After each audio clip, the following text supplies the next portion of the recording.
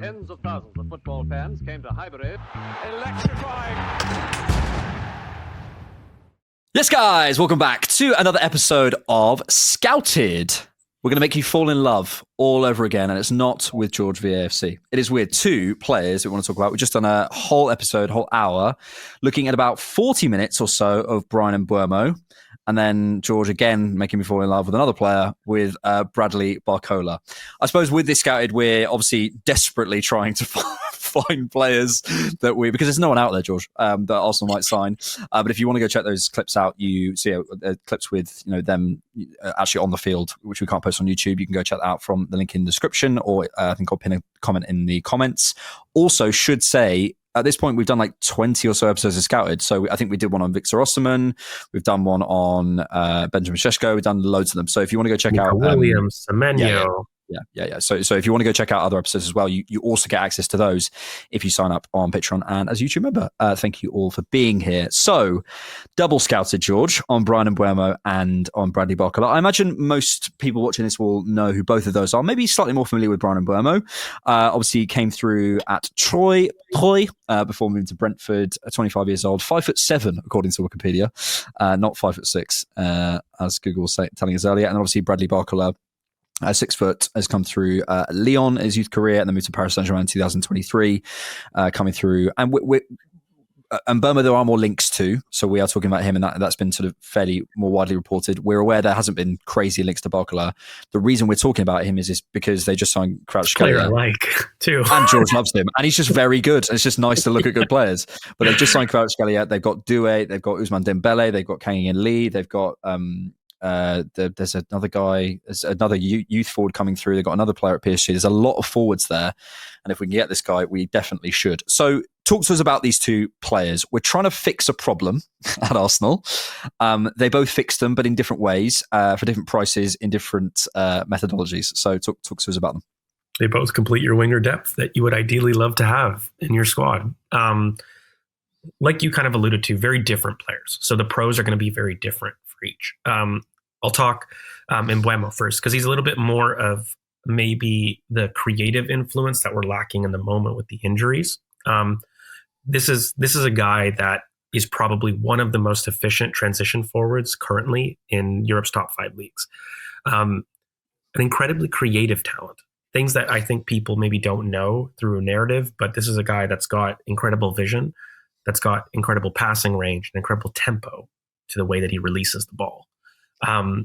I think he's got this really close control dribble that you're not going to maybe see somebody that is Barcola's got this kind of dribble where it's always at the end of his foot, whereas Mbeumo's got that really Spanish almost type of midfield style dribbling where it's going to be really close to him, but his acceleration is really top in larger distances. Like Mbeumo grows with the longer he can carry the ball.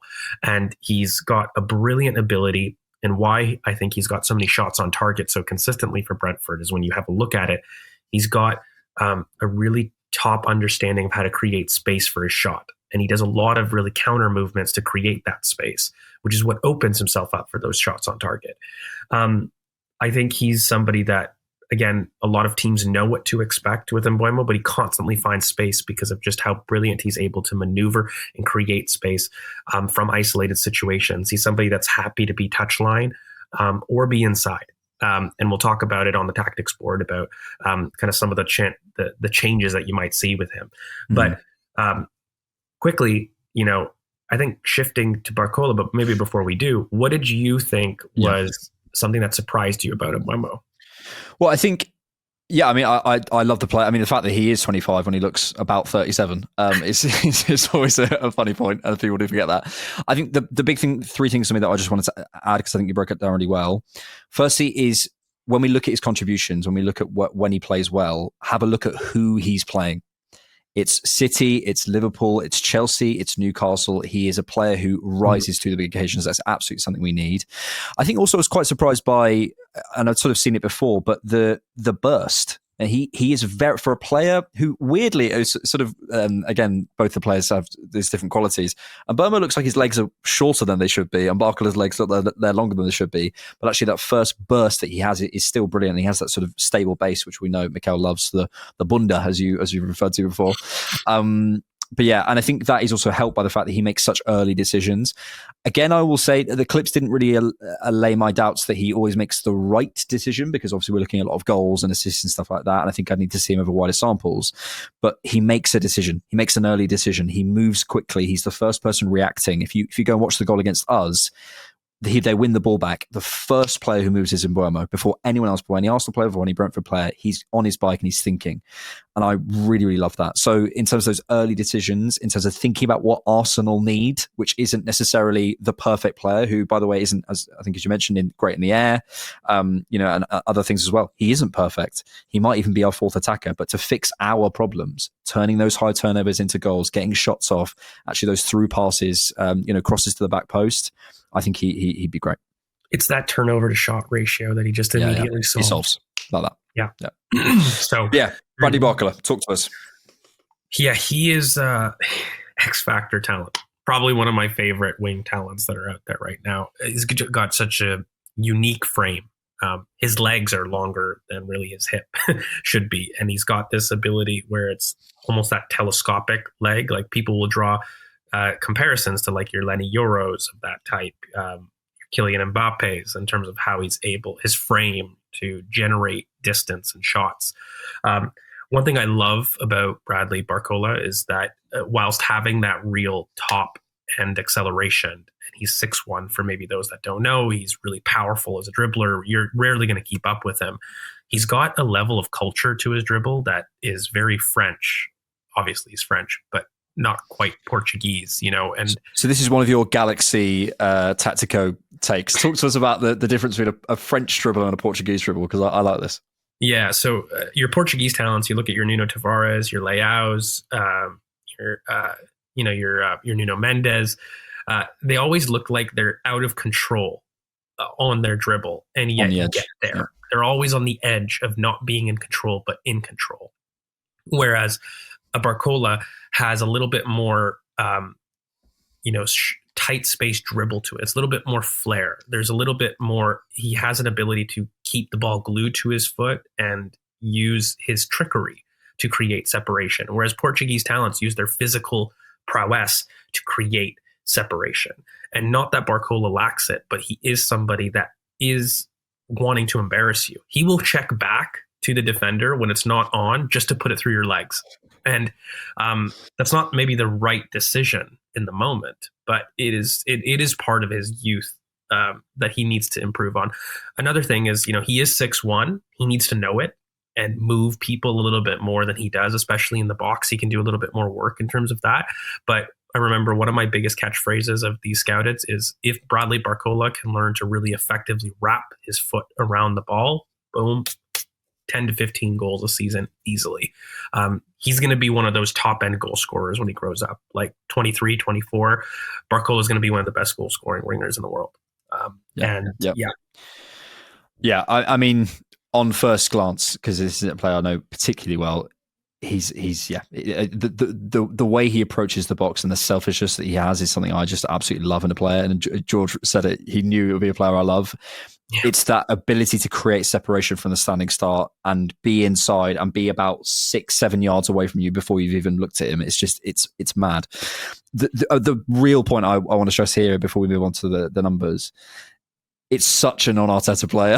it's such a non-Arteta player in terms of the decisions he's making, in terms of the way he, there's this moment where the ball ricochets, and instead of, controlling the ball and controlling the space, he like flicks it over him with the outside of his right boot. It's just, it's a player who's playing for the love of it. And I think you could look at it two ways. You could say, well, Arteta would never like that. Or you could say, and I don't believe Arteta is wedded to that. He might just have to be convinced by other things before he puts a talent like that in there. And you mentioned it before. We might need a new identity to our attack that isn't just Saka and praise to the Lord. We might need someone, if he's convinced by a talent and he thinks, and he thinks it's worth it. I think he would go that way. But yeah, this is a very non-Arteta winger. But again, it fixes problems that we have that in a very exciting, dynamic, different way, which is potentially a viable option.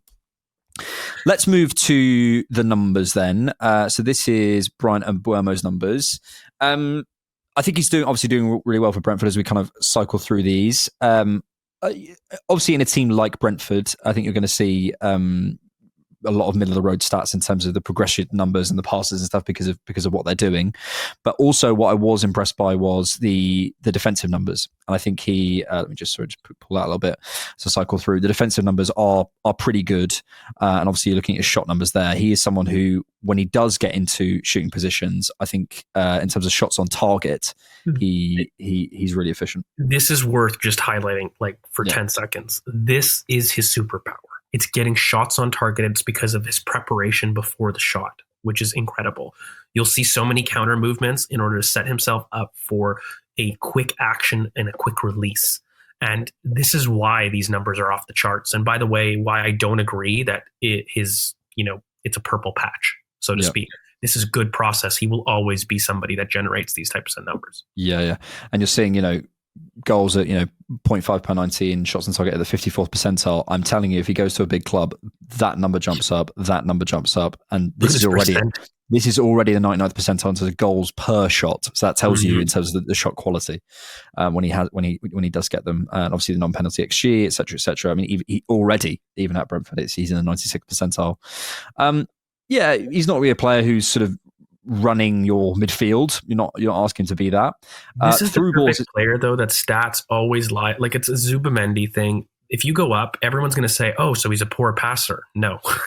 He's not a poor passer. If anything, he attempts an incredibly risky amount of passes, and he's got a wide range, and he's got a very good mind and a release for it. And so I think when you have a look at what type of passing type he is, he's got the reverse type slide in when he's in the box, like the Odegaard or Saka reverse pass inside. He's got that back post cross. He's got the only thing that I think he really needs to work on is maybe some targeted balls. So we kind of did notice when he was standing up balls back post, it was floaty. They weren't kind of over the top of the ball like your Vieira's or, your Kevin De Bruyne's. He needs to a little bit work on that.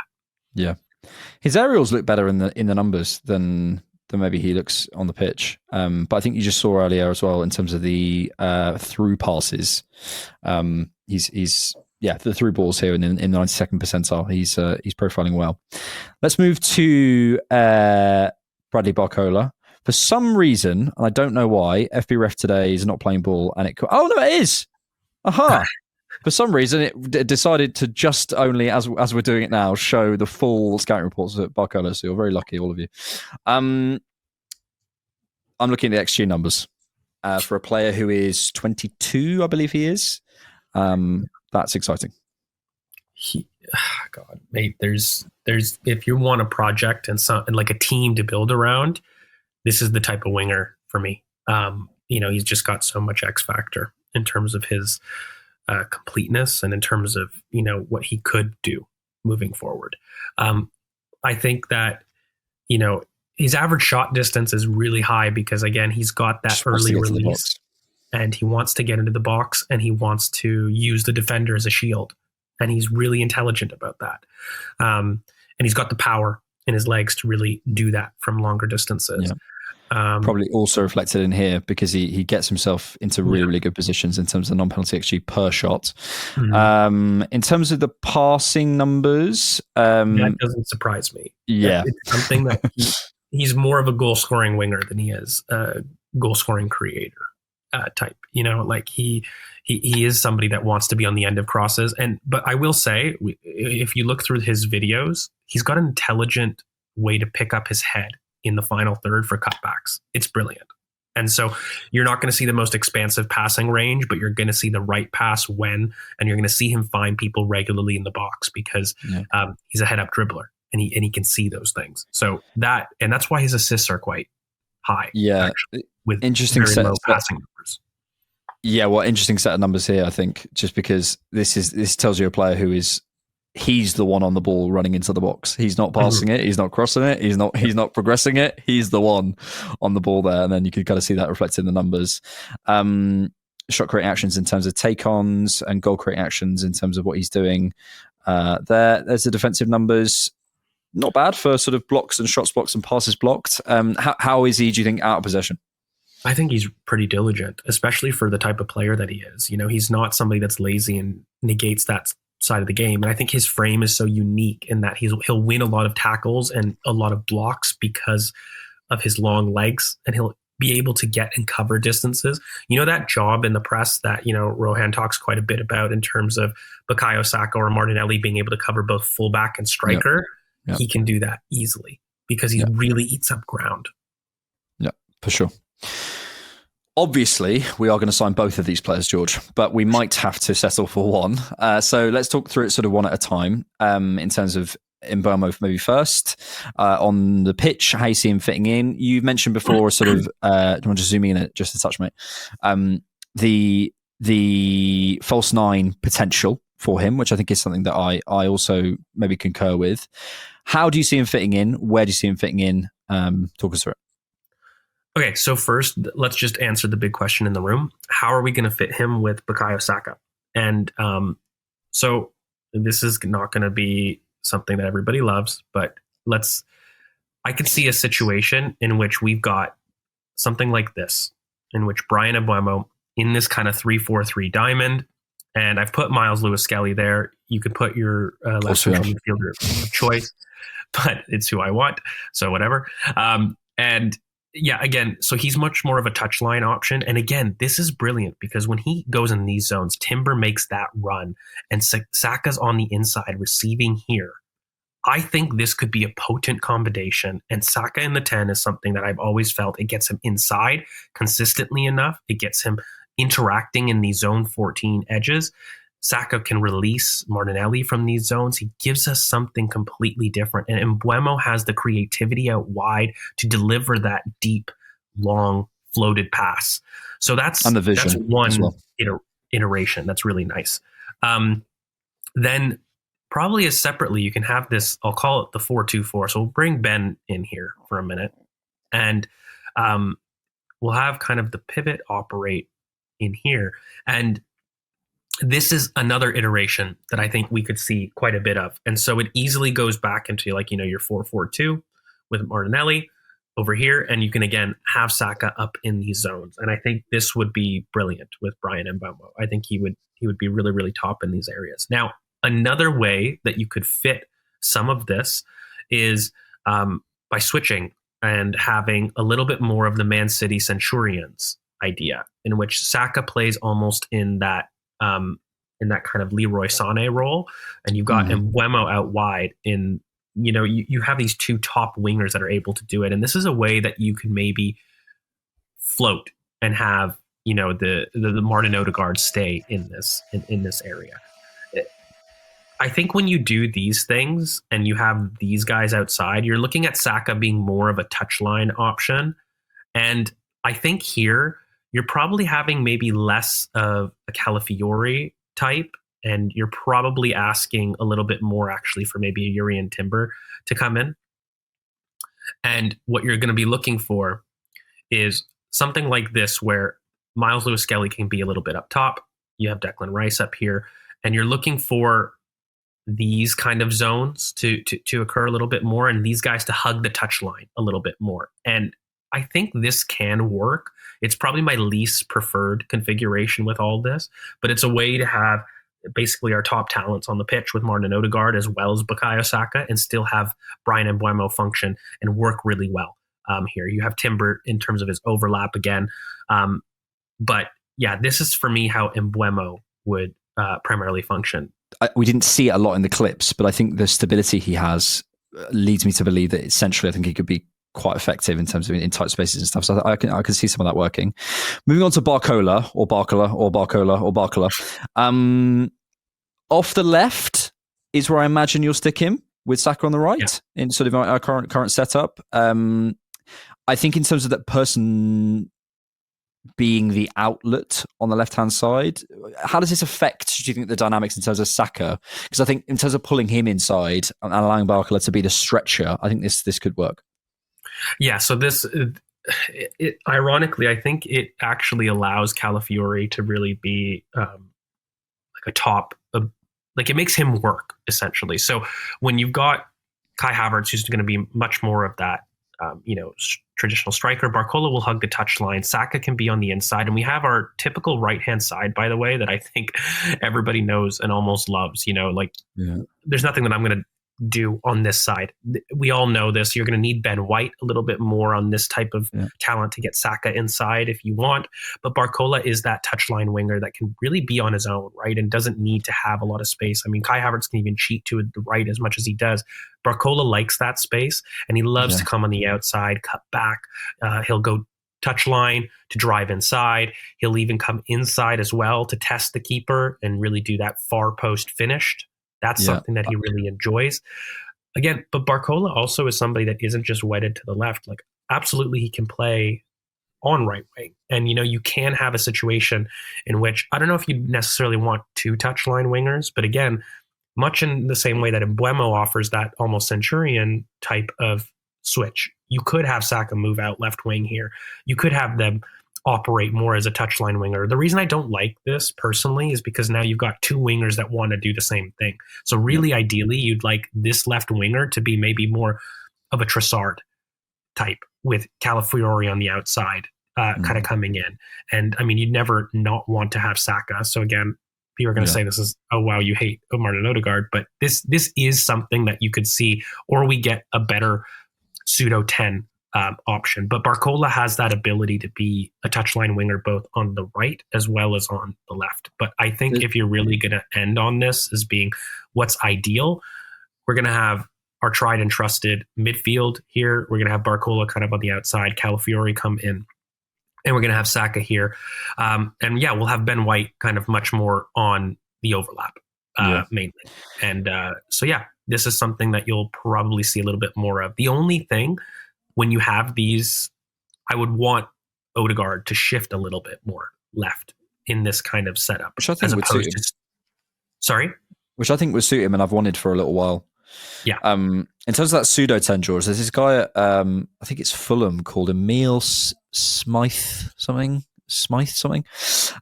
But we talked a little bit on the pod, haven't we, about that player who can get out from the touchline inside. And Saka, we have that on the right-hand side. He can do that consistently. We don't have that on the left. With that purchase, you immediately do that. And that means you can have your winger out there, and that means you can pull your fullback inside. It means you can move your 9 in a different way.